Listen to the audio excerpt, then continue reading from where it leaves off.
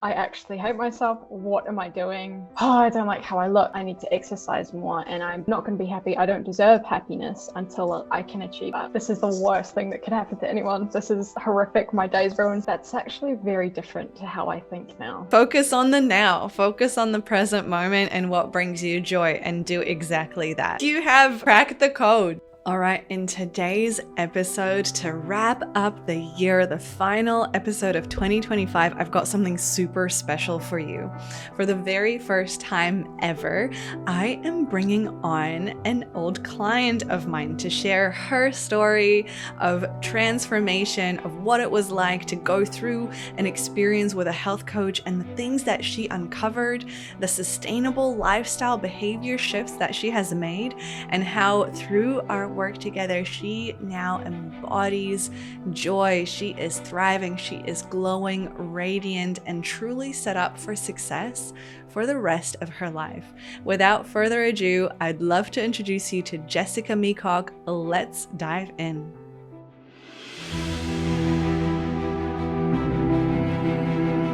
Welcome to Resonance, a podcast for ambitious, heart-led humans craving more balance, depth, and aliveness in their lives.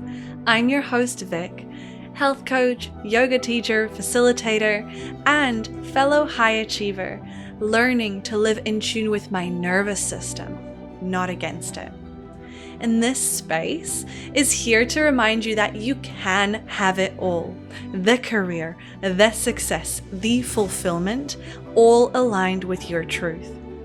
Through honest conversations, expert insights, and practical tools, we'll explore how to work with your body, mind, emotions, and spirit, not against them.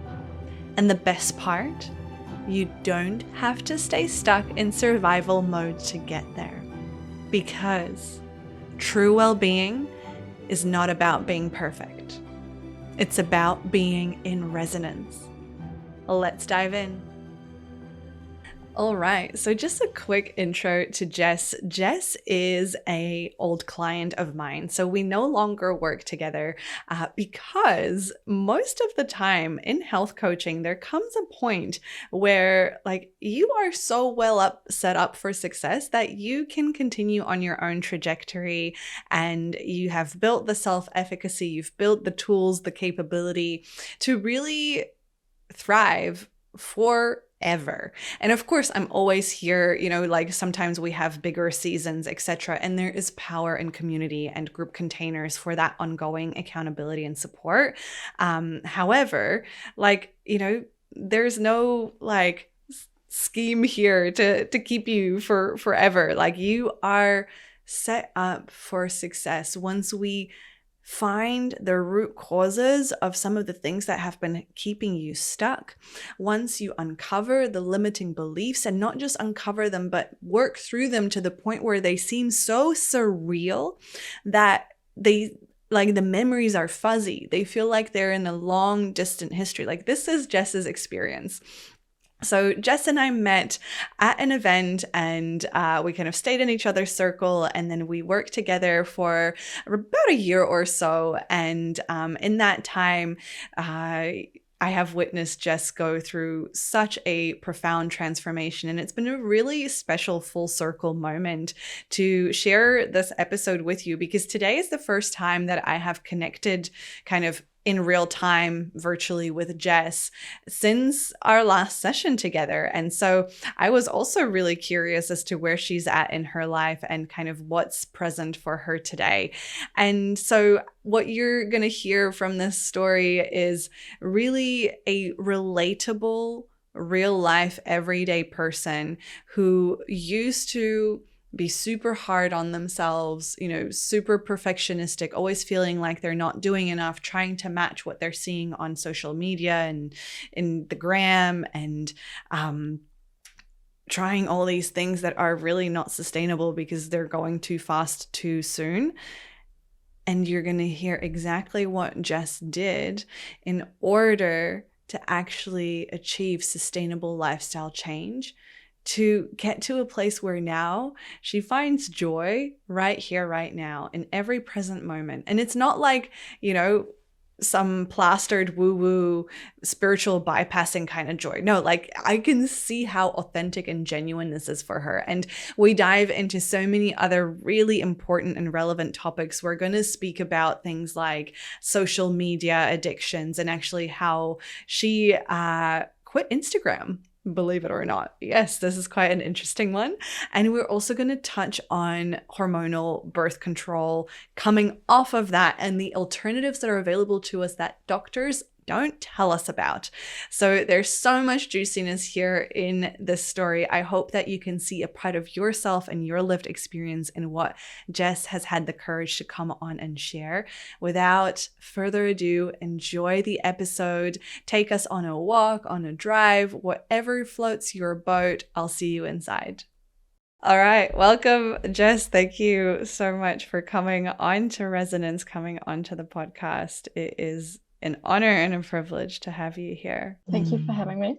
Yeah, no, thank you for saying yes. I think I mentioned earlier that I found it so special that you are the first kind of previous client to come on and share your story. And I've got a few specific questions for you, knowing kind of the work that we've done together, but I also, haven't really spoken to you much since we last worked together. So it's going to be such a great opportunity for you to share, like what's been going on and how life is for you right now, after having the support and the guidance of a health coach. So I'm just really, really grateful.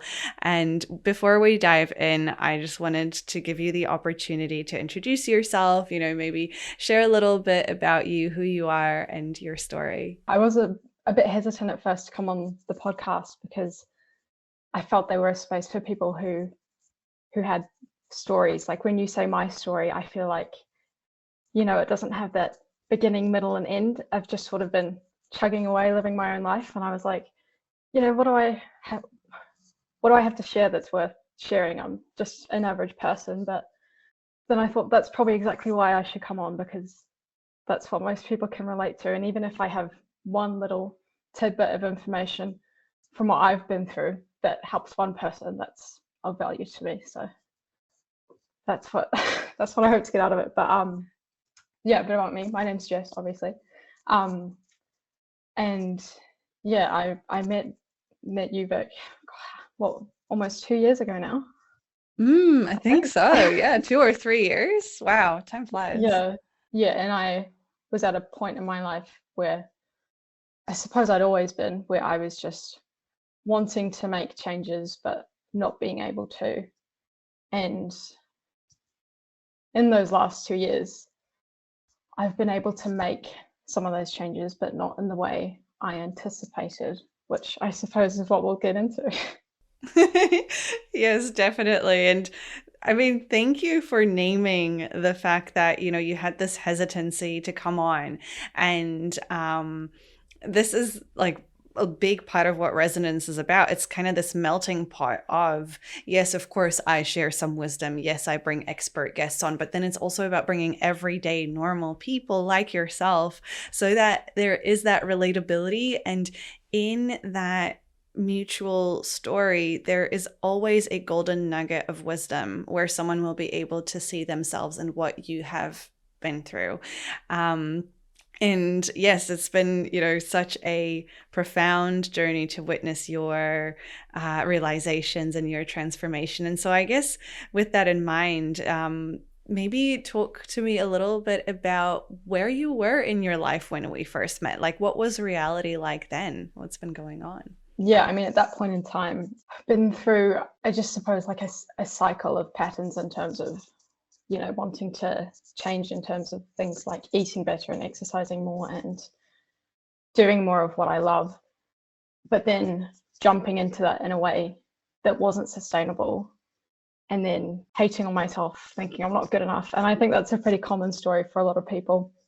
And just, not knowing how to do it, just sort of always just waiting for things to change, waiting to finally be happy, and not knowing how to go about it. Yes, it's that common waiting game where it is such a common issue that so many of us have, where we think that, oh well, when I have that, if I achieve this, when I do this, then I'll be happy, right? And what were some of those not sustainable things that you were attempting to do yourself, if you're open to sharing? Yeah, I mean, I think it was just diving in full on to everything. Like one example back then was like signing up to the gym and committing to going multiple times a week and being able to do that for a little while, but not then it just falling off because I was going too hard too fast and I didn't even enjoy it. It wasn't the right type of exercise for me. Another example is the idea in my head at the time of what healthy eating was, and diving right into that, being like, well, I have to eat all this. I have to fully cut out all of this stuff. And that, of course, not being sustainable either. And falling back into old habits, the perfectionism around it is kind of where it all comes from. Yes. Yeah. Thinking I'm not good enough because I'm not doing it perfectly. And because with all the noise from social media, especially in this day and age, seeing everyone else and thinking that that's what they're doing, so that's what I should be doing. Why can't I be like that? Yeah. But of course I know that's not true. And at the same time, back then it really felt true, right? And I love that you named these this kind of all or nothing, this black or white thinking, because unfortunately that's where 90% of us fail. Like that is why behavior change is so hard to sustain, because when we go by what we're seeing in social media and reading in magazines or whatever, it's always this like, go on this workout plan and try this diet and your life is going to miraculously change, right? But as you say, there's so much more to it in terms of going too hard too fast. In terms of, you named the fact that the ways that you were trying to move your body weren't bringing you joy. There's many, many deeper layers that unfortunately most people don't take into account, and hence kind of stay stuck in a rut.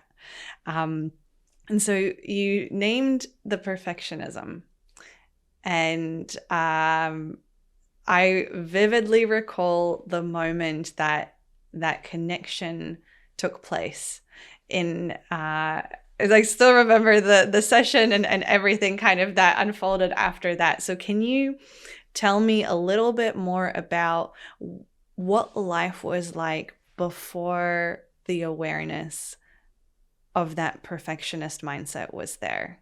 Can you just share some of the self-talk and kind of behaviors that you saw in yourself? Yeah, I mean, even going further down the line from what I've just discussed, when I'm like, okay, this isn't working for me. I know I should be trying other things. Wanting to try something new. I think the Pilates was kind of an example. I was like, okay, I want to get into that, but I need to have everything to be able to do that. I need to have the very best videos online. I need to sign up to the best subscription to get the best videos. I need to have a yoga mat. I need to have workout clothes that make me feel good. I need to have a space in my house that is set up for it and has a good vibe about it, so I can be in the right mindset. Like those videos online, how other people are doing it, and just sort of having everything perfect before I even like try. Or I have to have a certain amount of time in my day, like a big gap in the afternoon that I'm like, right, I can jump in and do this, rather than just having 10 minutes to spare, jump on the floor in the lounge and just pick a random YouTube video and give it a crack. That's sort of the difference there. And I was finding that with everything, I think.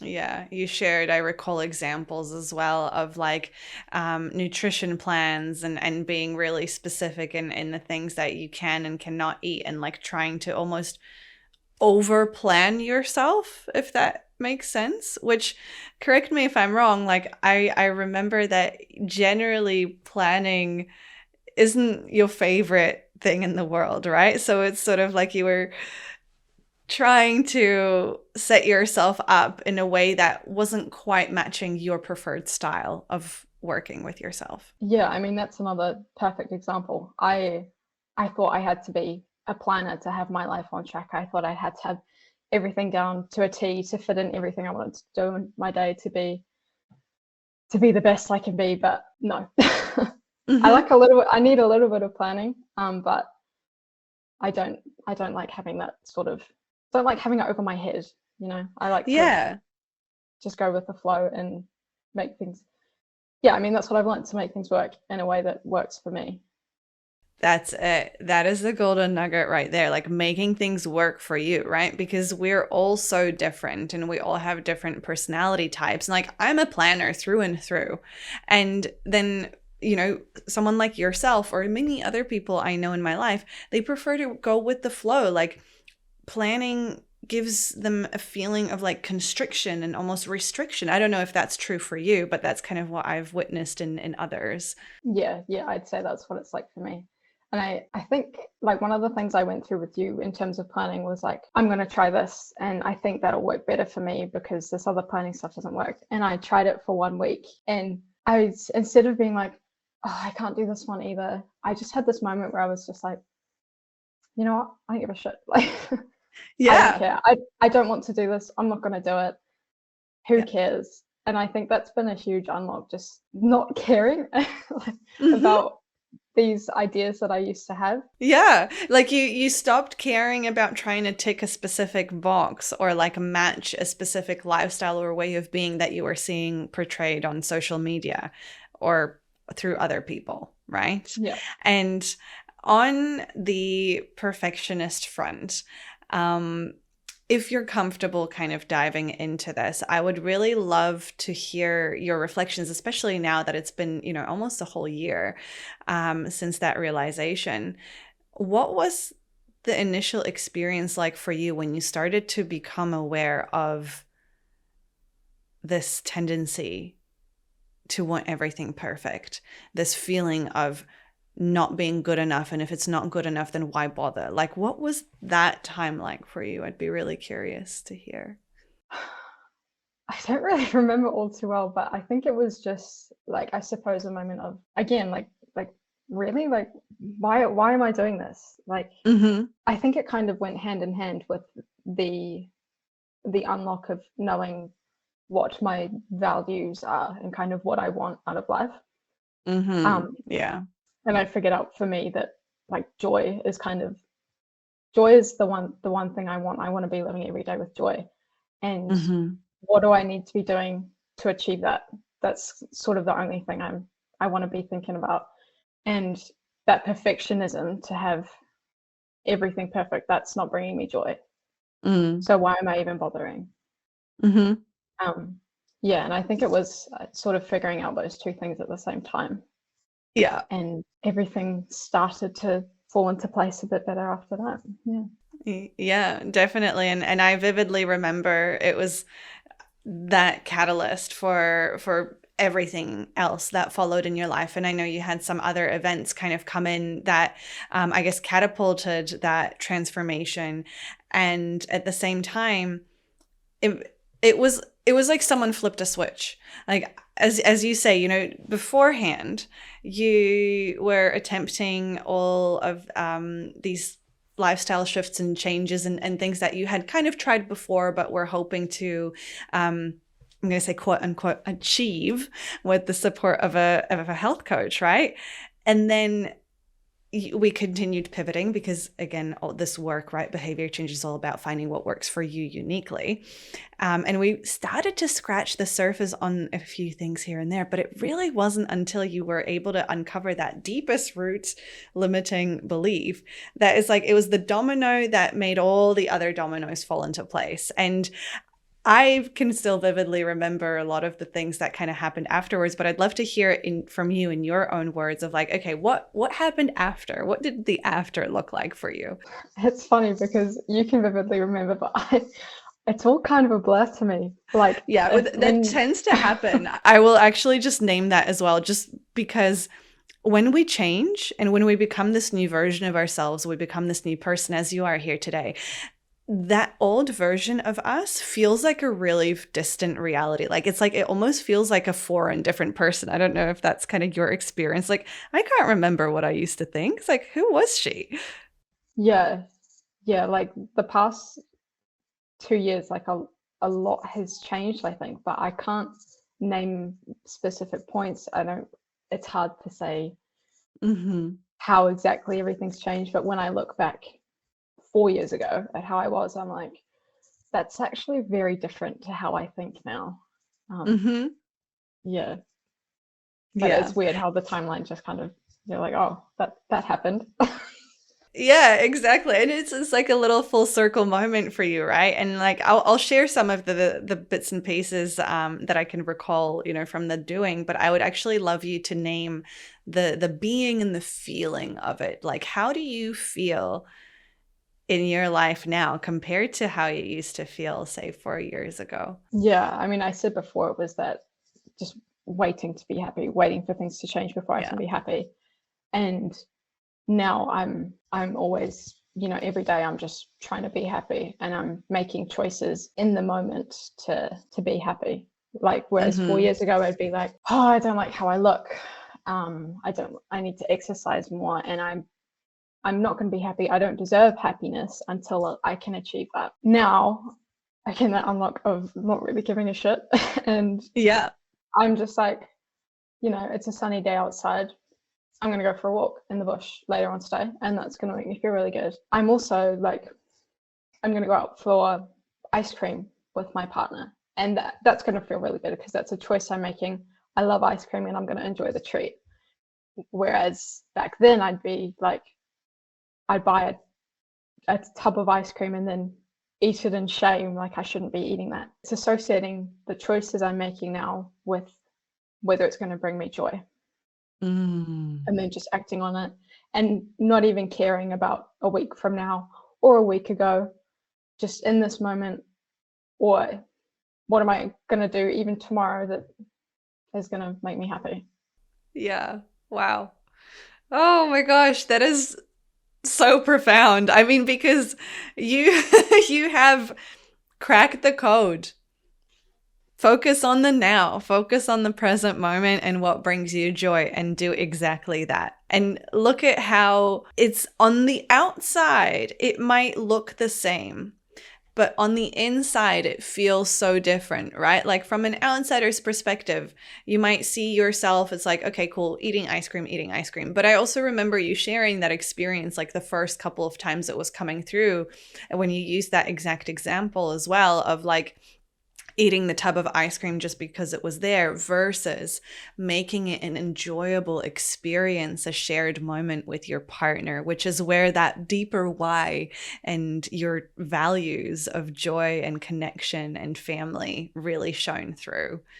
And Yeah. I love that you're still doing your bushwalks as well. Like, by the way, would you be able to talk to that a little bit around your journey of exploring movement, and which you kind of spoke about a little bit, but then like how you, again, I'm going to use the phrase crack the code on finding what works through for you by prioritizing joy. I tried all sorts, like the gym many years ago now, and the Pilates, tried that, and it just, I, those were things I felt I had to do because I'd seen them work for other people, but just didn't like it, didn't want to do it, didn't do it. But I've always loved bushwalks, because it was something I'd do with my granddad when I was little, and we go on the same bushwalk every time and go feed the ducks. Um, and those are both two things that are still very special to me, going on a bushwalk and going to see ducks. I feed them peas now, not bread, because bread's not good for them. Um, we know that now. But yeah, just kind of coming back, finding that joy and coming back to that. That's what makes me happy, and it's movement that I feel really good about. Mm. And yeah, not putting the pressure on myself to be like, I have to go on 3 walks this week to have achieved anything. Just being like, it's a really nice day out, I'm going to go for a walk, and not really caring about how long it is or whether I worked Mm-hmm. hard enough. Yeah. Yeah, instead of doing it for yourself, for feeling great and enjoying the act of movement rather than, again, the trying to tick a box and trying to achieve something, which was the previous sort of almost forceful driver. Hey, Yeah.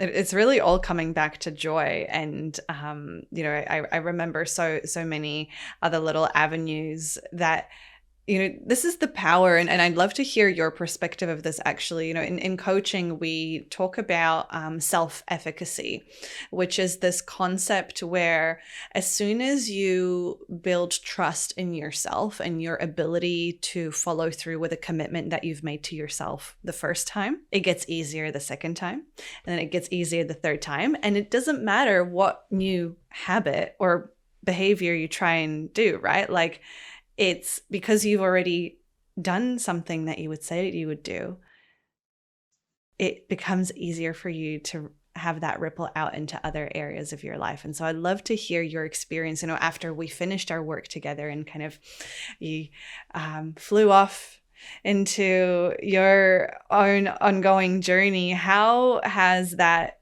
ability of committing to yourself and following through with those commitments helped you since we last spoke? I guess, as you say, like everything ripples out through your life. So whereas I'd be committing to 3 days at the gym and only getting to 2 and hating myself for it and feeling miserable the whole week, week ruined, not having a nice time. Now I'm sort of knowing more who I am and what I'm capable of, and I suppose that's not the right word, but how I am going to be. I don't sort of commit to as much in the far future.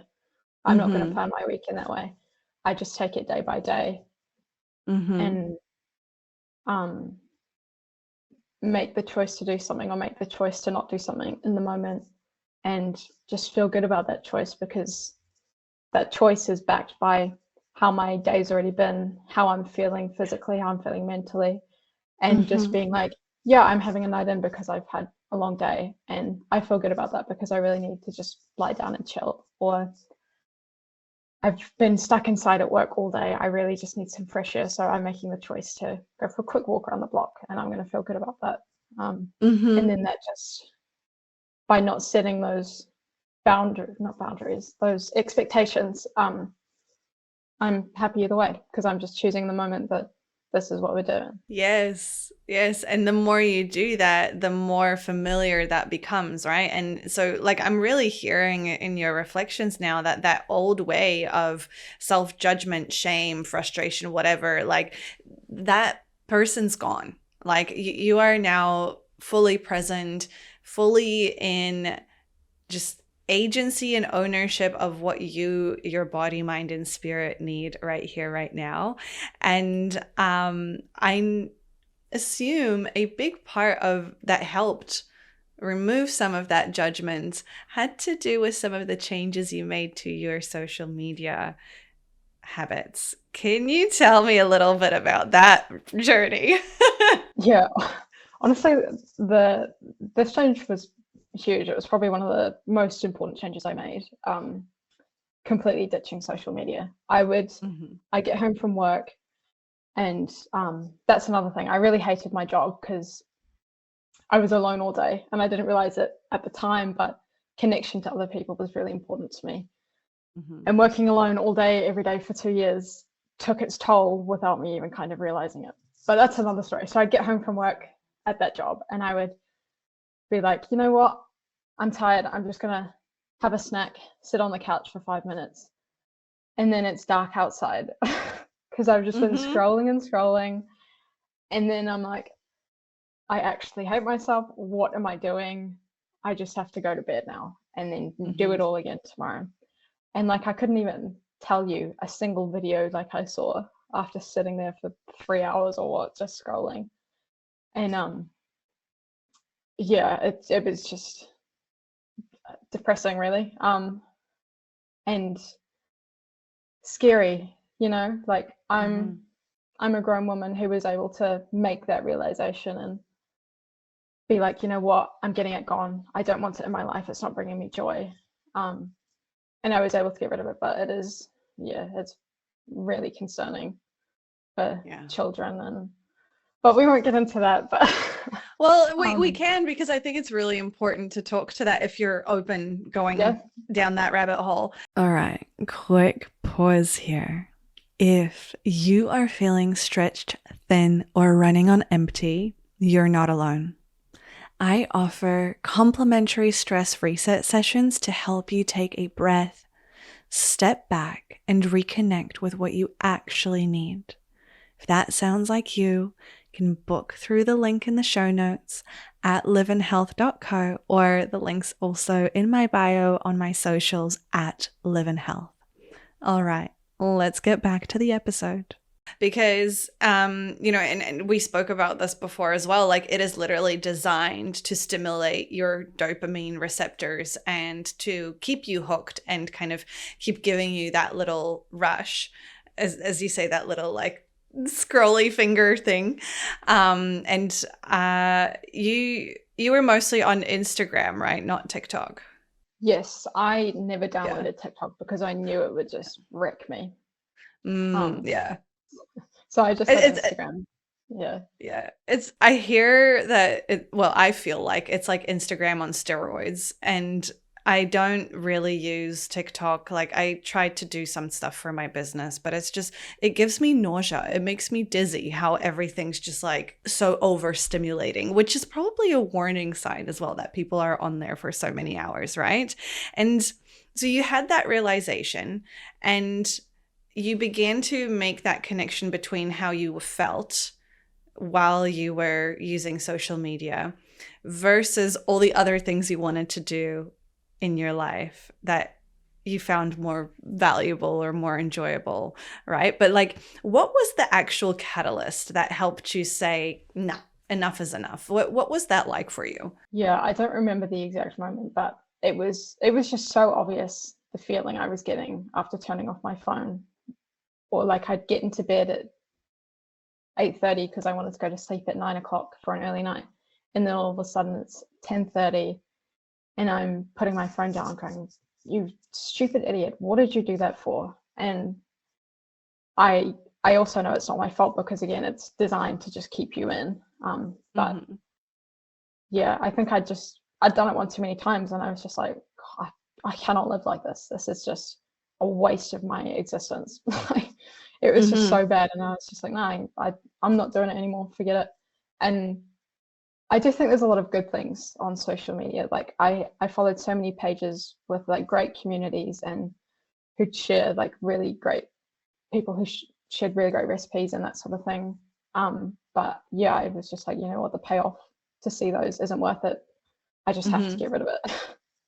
Yeah, and so you made the bold move to fully delete the app, right? Yeah, I deleted my whole account so I couldn't access it anywhere. Yeah. And I can only imagine that like some people listening to this right now might be like having heart palpitations, because again, it's an addiction. Let's be real. It's just like drugs or alcohol. We're hooked. And how did you set yourself up to follow through with this commitment? Because I remember vividly there were specific steps you took to almost like to reassure yourself to make sure you wouldn't be tempted to go back. I don't know if you remember. Again, it's been quite a while. I don't remember what I did after. Yeah. So maybe this will kind of trigger some memories. There were a few preparatory things that you did in advance, like making note of some accounts and like giving some friends a heads up, etc. Like almost before you actually rip the Band-Aid off. I recall you talking about doing a few things like making note of accounts you liked if you did want to use your partner's thing to look up a recipe, or like things you had saved. I can't remember the details, but there was like, you weren't just extreme with it, if that makes sense. It was a thought out process for you. Yeah, that was true. To be honest, I didn't follow too many accounts in the first place. I was probably sitting on about 100, which isn't that many. But yeah, I went through all my saved videos because there were loads of recipes in there, and just going through one by one and being like, oh, do I want to screenshot that one? most of them I didn't. Most of them I just deleted because I was like, you know what, I'm actually never going to make that. And yeah, then I went through all the accounts I was following and just being like, oh, do I want to get my partner for him to follow them, for me to keep an eye on them, or are there any I should follow on Facebook? Because I still had Facebook, but you can't scroll on there because it's not as entertaining. So yeah, and even going through that, most of them I ended up being like, oh, you know what, I can live without it. It's not actually a big deal. I think in the end there might have been, I don't know, like 2 accounts that I was like, oh, I actually do want to keep an eye on them because they were small businesses that I wanted to keep up with and stuff like that.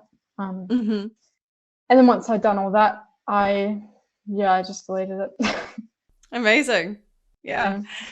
And thank you for sharing that, because with that awareness of, oh, this isn't a great use of my time, it's not bringing me joy, I feel like crap afterwards, you were then able to almost like have a different level of consciousness when you opened that app, right? You were like, okay, let's go through all this stuff I had saved. Is this actually worth my while? Am I going to do something with it? 9 times out of 10, probably no. Who am I even following? 9 times out of 10, irrelevant. Cool. 2 businesses out of 100, 2%, right? And so I think there's a really powerful message in that, Jess, like in what you did for a lot of people out there who probably are also spending way too much time on social media, is like to stop for a moment and be like, what are you actually getting out of this? What's your intention on being on these platforms? And, deleting it was what was right for you. It might be what's right for some people. Maybe putting some other boundaries in place is what's needed. And I do vividly remember that also being a big catalyst for you exploring so many other ways to spend, like all of a sudden you had all this time. Like, what did you do with all this time? Like 3 hours a day is a lot. Yeah, it was crazy. And the scary thing was, for about 2 weeks afterward, I would just be picking up my phone and swiping through my apps. And then a couple of seconds later being like, wait, what am I looking for? Like without thinking, I was just picking up my phone to open it up. And seeing that, I was just like, oh my God, that is scary as. But yeah, I was like, well, what do I do now? Like all this time still. And that was when I started exploring some new hobbies, or returning to old hobbies that I hadn't done in a while, like reading and yeah, sitting outside doing nothing, just sitting in the sun. That's so nice, rather than sitting inside on your phone. Yeah. Yes. It's and it all tied back to you finding that joy and valuing your time, which thank you for diving into that, because I think it is such an important message. And as you say, it is really concerning what's going on out there. Personally, myself, like I think the algorithm penalizes me because I'm mostly on there to share content. Like I will put that out there. Like my most valuable content is on here on this podcast.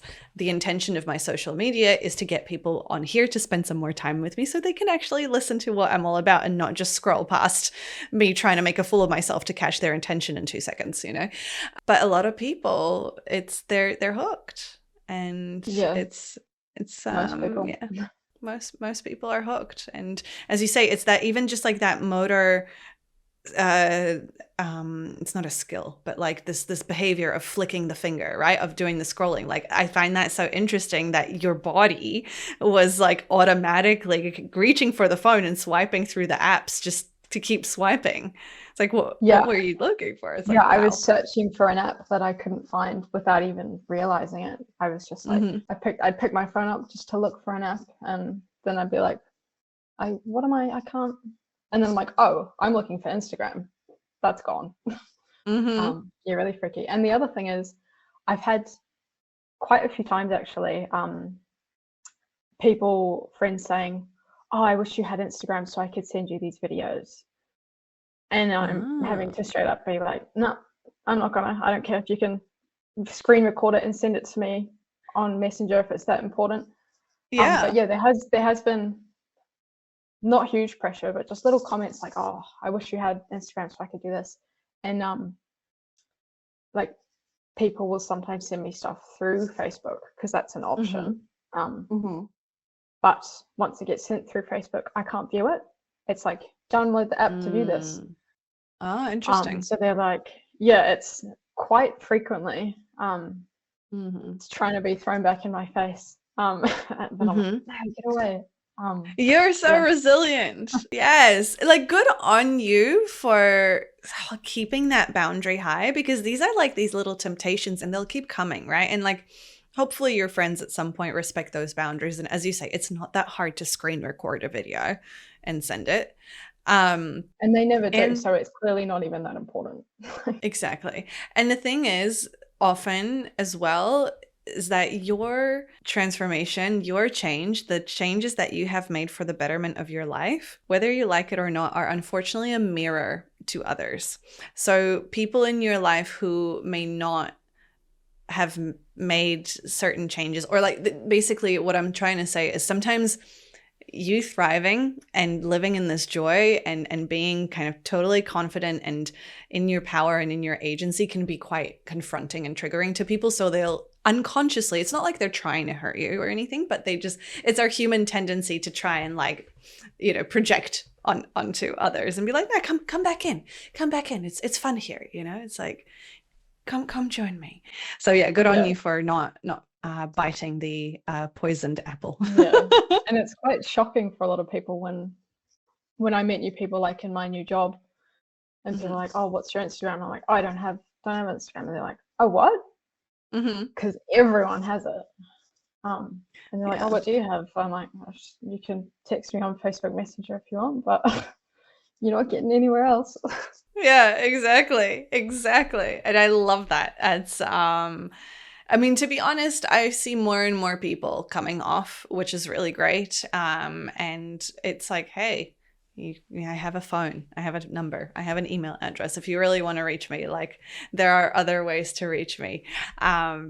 So that's really powerful. And I might do a little tangent here because you shared something earlier as we were talking about kind of the Instagram being a almost like a soothing moment after a really frustrating day where you weren't getting some of your social connection needs met. And you mentioned that you've got a new job now as well. Obviously, we don't have to go down this route if you don't want to, but I'd be really curious if you are open to sharing, like your personal mental health experience, etc., in a job that was unfulfilling versus kind of where you're at now and what that realization was like for you. Yeah, for sure. Yeah, I was in my old job for about 2 years and I was outside all day, rain or shine, on my own, no access to a clean bathroom, no access to a kitchen to have my lunch. I was just driving around in my car all day or walking outside, doing the exact same thing every day. And it stunk. It got very old very fast. Probably in half a year of being there, I was like, I've had enough now, I'm ready to go. But with the job market in all industries, but my industry particularly, it was really tough because I studied environmental science, and most of where I can go is all public sector. And there had been significant numbers of public sector jobs cut within sort of environmental industries. So there was nothing out there, and universities were still pumping people out, and I was competing with new people. So yeah, I was job hunting that whole time. Well, I was grateful to have a job at all. I will say that, but I did not enjoy it. So when the job I have now, when that popped up a few months ago, and I went for it and I got it and I got a pay increase. I was really stoked to just be out of where I was. And I didn't realize how much of an impact the working alone part was. I thought for me it was just I hated the work. I hated being outside in the rain. Because I think I've always been more introverted. Like I like being alone. I've never been super social. But since starting my new job, there's like, they had a whole cohort of people. So there were about 20 new hires and 10 of us were sort of stayed together in one group. And I'm very close to those 10 people. And out of all of them, I'm probably like the most talkative and so excited to hang out with all of them, because I've just been so lonely for the past 2 years that yeah, and I've just made all these fantastic new friends. And outside of that cohort, there's also everyone else in the company who I've connected with working them. And yeah, I enjoy the work, but yeah, it's just the people, just having people around me who I can connect with and speak to. It's just been fantastic. Yeah.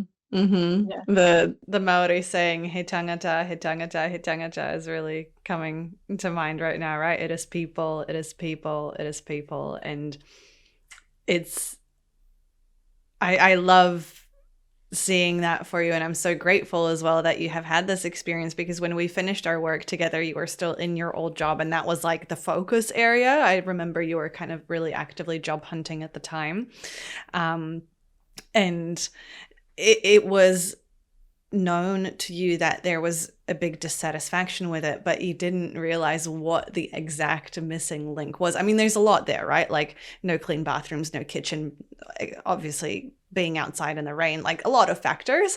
But it sounds like that, yeah, the human, authentic, meaningful connections was so, so important to you. And it's something that most of us are craving and missing, unfortunately. So I'm really grateful to hear that that's in your life now.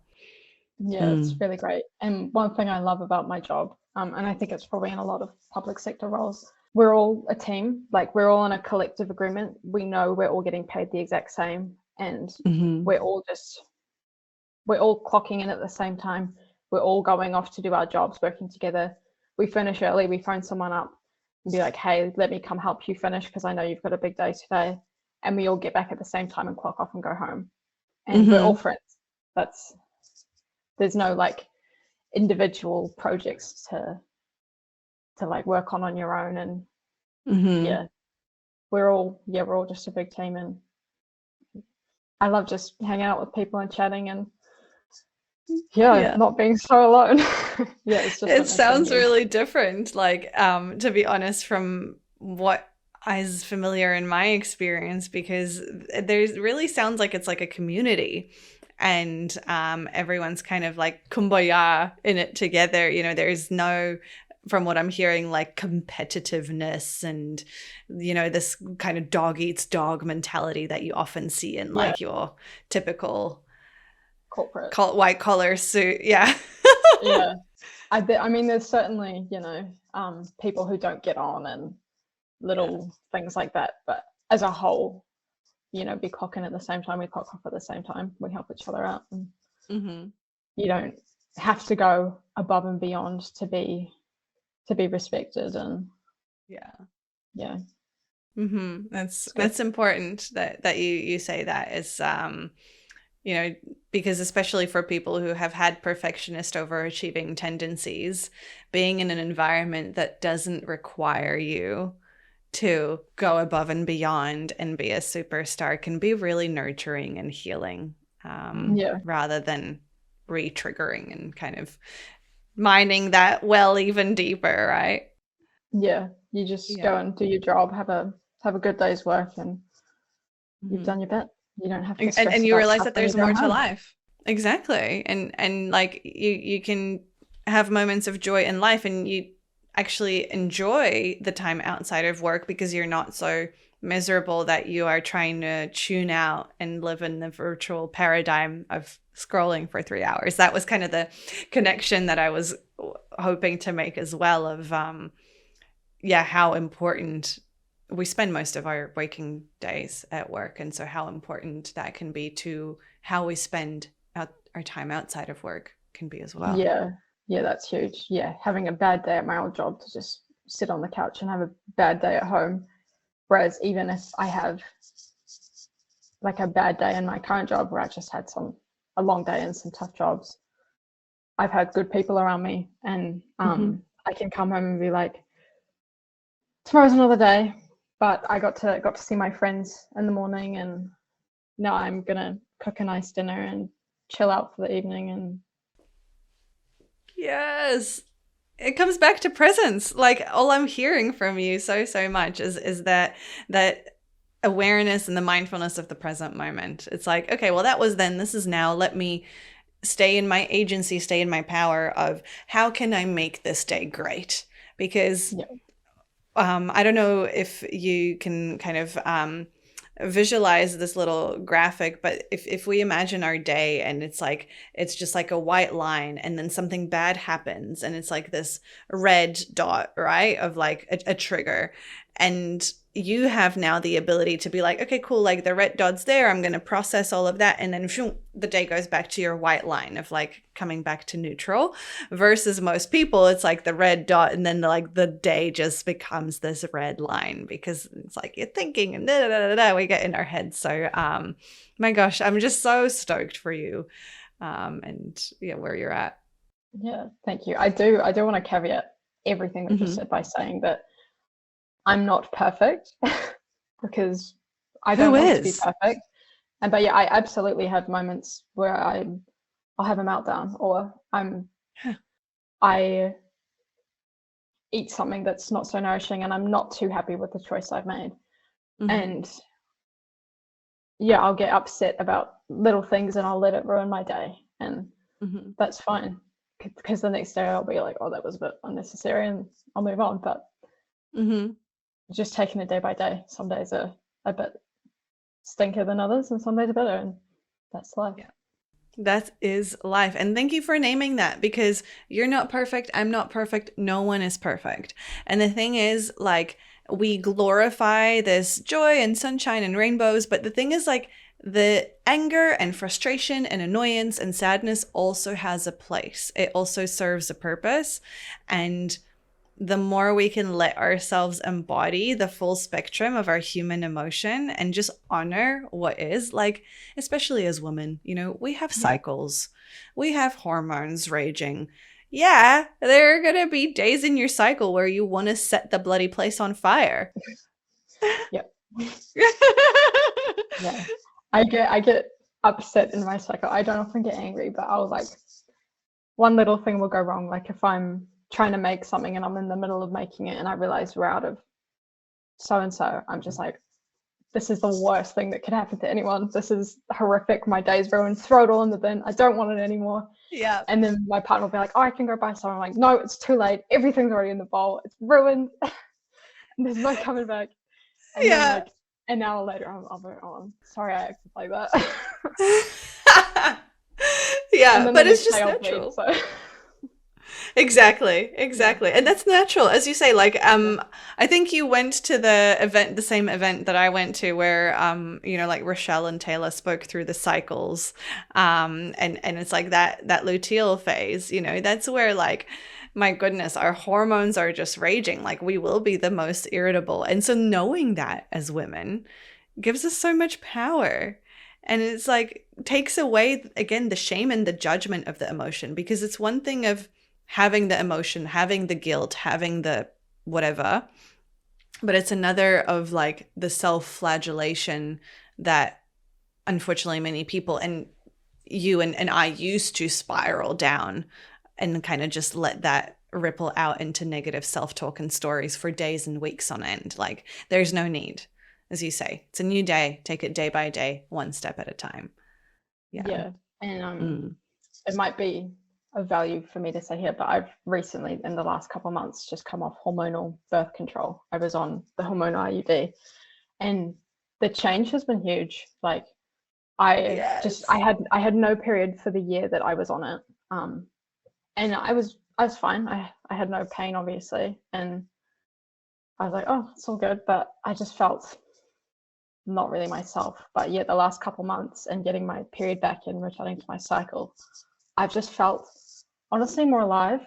And it baffles me how little this is spoken about, and how young women at 14, they have a bit of period pain and they're told to go on the pill, and they're on the pill for a decade, and that's just their life. And I think it's so sad because it's uninformed consent, because they don't really understand what it's actually doing to them. And I mean, it absolutely has a place, Mm. but yeah, the lack of education around the fact that you can just have a natural form of birth control by tracking your cycle perfectly, not just following the apps, but the symptothermal method and stuff.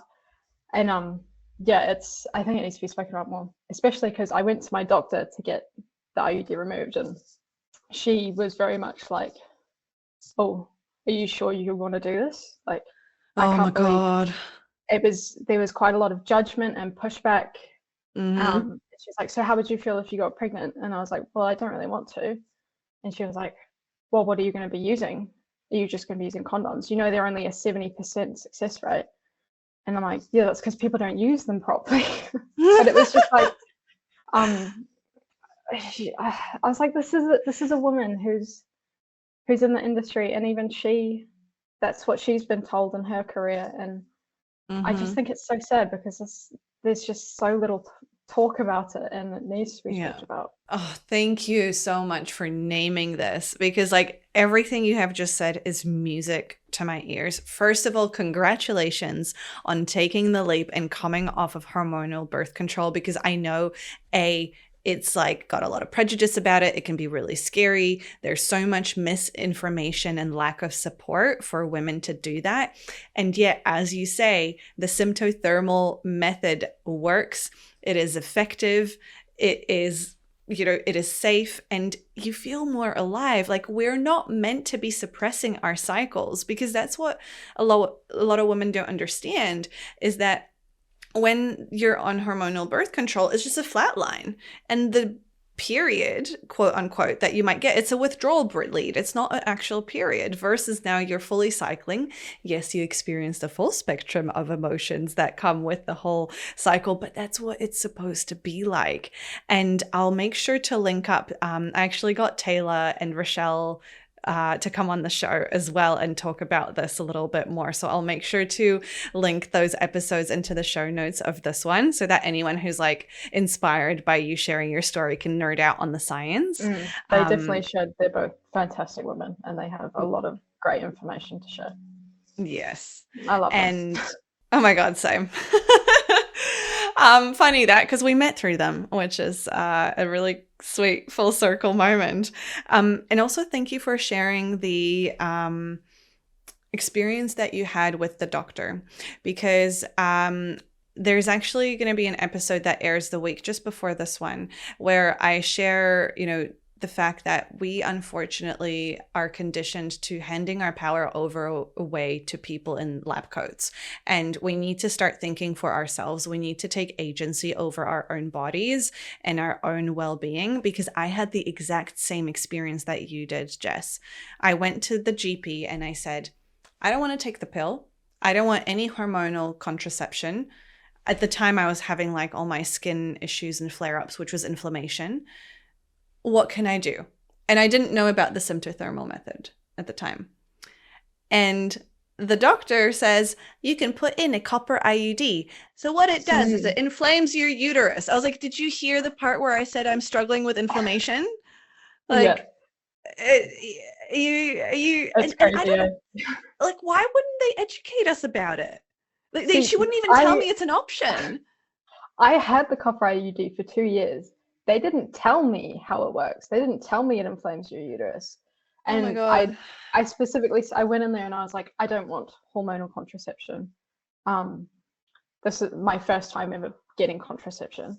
And they were like, well, this is the only option then. And I was like, okay, well, we'll do that then, won't we? And that was it. And then for 2 years, I had like debilitating period pain. I was like in agony, to the point where I'd be having a conversation and I'd get a cramp and I would freeze up. I couldn't talk, and like nearly like throwing up. And then I just reached a point where I'd convinced myself it had like embedded in my uterus wall, because it was just so horrific.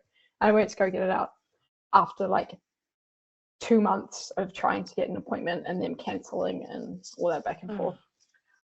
And then I got there and she was like, oh, here it is, and just pulls it out. So it's just chilling in there, and she's like, oh, I just went in there to like get it out. I like didn't even want something else. I was like, just get it going. And she was like, oh, you should try the hormonal one, she convinced me that it was the best option. And she was really nice, and it, based on my situation at the time, it was the best option for me. So I got that put in like straight away, and then my period was gone. So all that pain was gone, and that was all that really mattered at the time, because I just wanted the pain gone because it was so bad. But yeah, after a year of being on that, I was just like, why? I don't want to anymore. I just want to be back to myself. And yeah, I think like my journey with it was pretty tame compared to what a lot of other women have been through with birth control, because I've never been on the pill, which I feel grateful for. But I know 12 years, my friend. 12 years I was on it. I can't believe it. And as you say, it was misinformed consent. I was told nothing. It's shocking. It is scary, which is why I'm grateful that we get to have platforms like these. Don't get me wrong. There is a time and a place for them, and they serve a purpose, but women need to be given all of the information so that they can make an informed decision, not convinced to do something that might not necessarily be serving their best interest in the long run. And I will also add on to that and kind of close off with this, that because I was on the pill for so long, that manifested as a growth on my liver. So yeah, it's benign, so we're good. But like, as I was going through a lot of testing for my skin flare up and stuff, and you start looking and you start finding things, and I had an MRI scan on my liver, and often they say like, yeah, hormonal birth control can cause these hemangiomas or whatever they're called. And then I came off the pill and been doing all my health stuff, and I have to now every year get an MRI checkup because of this growth to see that it hasn't grown. I'm going to tell you something. This year's MRI, it shrunk. Really? Yeah. How's that for health and well-being? Like, you literally being able to change your body. That's fantastic. Yeah. So just thank you for kind of going down that route, because I think there's a lot of women and people who need to hear this. And I'm just so grateful for where you are at in your life, and how far you have come. It's been such an honor and a privilege to witness your journey from when we first met. And like, I see you now, and you are a radiant, glowing, healthy, joyful woman. Like, it is really been nothing short of miraculous. And if there was one thing that would resonate with our listeners for long after this episode ends, what's the one thing that you would like to leave them with today? I think the main message from everything I've sort of said today would be to forget everyone else. Find what your value is, whether that's joy or community or adventure or anything else, and live your life in accordance to that, and don't give a shit about anything except what matters to you. And yeah, that's it. Put yourself first. I mean, by the way, could I just say, I didn't even prime you, but like, live your life is my slogan, and I love that you said yeah. How's that for resonance? That is so resonant. I'm like, yes, because it is like, live your life. You are unique. There's only one you in 13.8 billion years of the universe existing. So obviously something that's worked for someone else might not necessarily be how it works for you. Thank you. That is such a potent message. Thank you for coming on. Thank you for sharing your story. And if people would want to reach out to you and learn more or ask, would you be open for them to stalk you on Facebook, or are you kind of like, nah, please don't? No, that's fine. Yeah, you can find me on Facebook. I'm out there. It's just my name. I'm the only one. Yeah, amazing. And yeah, thank you. I think you and your story will definitely inspire quite a lot of listeners out there. And you've definitely inspired me and given me, a lot of gratitude for the power of this work. And you are set up for life, as you say. It's just day by day, finding the joy, sticking true to your values, not giving a shit about what anyone else is doing. Yeah, that's the key. I am so lit up after this episode. This has been so special for me to witness a dear client, after such a long time of completing our work together, to really see that the promise is here. She is thriving. And if there's anything that resonated with you, I really hope that you heard that one thing that Jess had to share with find what works for you. Live your life and stop caring about what anyone else is doing out there or trying to sell you or to portray. Because the thing is, most of what you're seeing on social media, etc., it's fake. It's not always sunshine and rainbows. I talk about this on this podcast and in this space, right? Life is cyclical. We have the ups and downs. The sunshine is just as important as the rain.